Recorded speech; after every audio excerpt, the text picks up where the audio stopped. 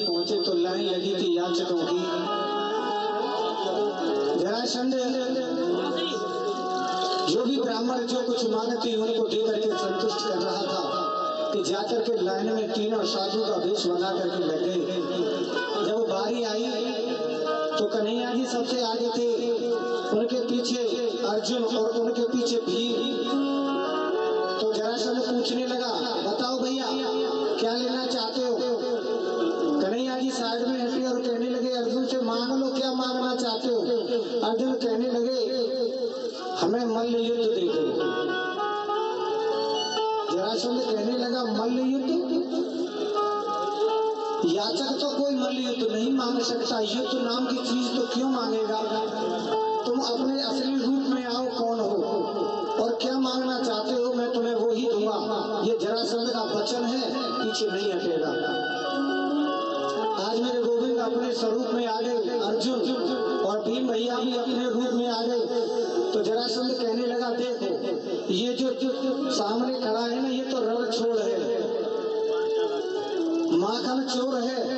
जब ये मेरे सामने एक बार रण छोड़ करके भाग गया तो मैं इससे क्या युद्ध करूंगा? ये मेरी युद्ध करने के काबिल नहीं है।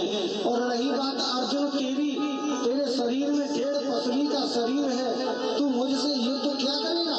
क्योंकि मल्ल युद्ध बराबरी वालों में किया जाता है। हाँ, अगर तुम यही तुम्हारी इच्छा है कि मैं तुमसे द्वंद्व युद्ध मल्ल युद्ध करूं, तो जो तुम्हारे पीछे भीम है ना, इसमें थोड़ी बहुत सामर्थ्य है कि ये कुछ मेरी बराबरी कुछ कर सकता है, वो भी पूर्ण नहीं, कुछ बराबरी कर सकता है। तो कन्हैया जी बोले, इससे ही कर दो। जरासंध ने आज तीनों को अपने राजमहल में ले जाकर के बड़ा भव्य स्वागत किया, बहुत खातिरदारी की, सुंदर आभूषण वस्त्र अलंकृत से उनको सुशोभित किया। क्योंकि पहले ये नियम था, युद्ध के समय ही दुश्मन को दुश्मन माना जाता था।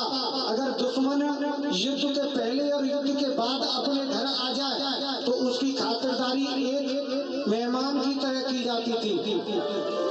आज वही जरासंध नियम की नीति पर चल करके तीनों का बड़ा सुंदर तरीके से भोजन की व्यवस्था। भीम भैया के लिए तो उसने दूधों की ड्राम भरवा दिए, क्योंकि इसी से तो मल्ल युद्ध होना था, ताकत कर ले भीम। सुबह हुआ, मल्ल युद्ध की तैयारी हुई, अखाड़ा खोदा गया, सभी पब्लिक को बोला गया कि आज हमारा मल्ल युद्ध होगा। पब्लिक भी वहां पहुंची, सभी जनता। कन्हैया जी और अर्जुन भैया खड़े हैं, भीम भैया और जरासंध आज पहलवान दोनों ही अखाड़े में उतर जाते हैं। बड़े सुंदर तरीका से युद्ध होता है। भैया ये युद्ध लगातार 27 दिन तक चला, भीम भैया का और जरासंध का। लेकिन भीम भैया हताश हो गए और भीम भैया कहने लगे,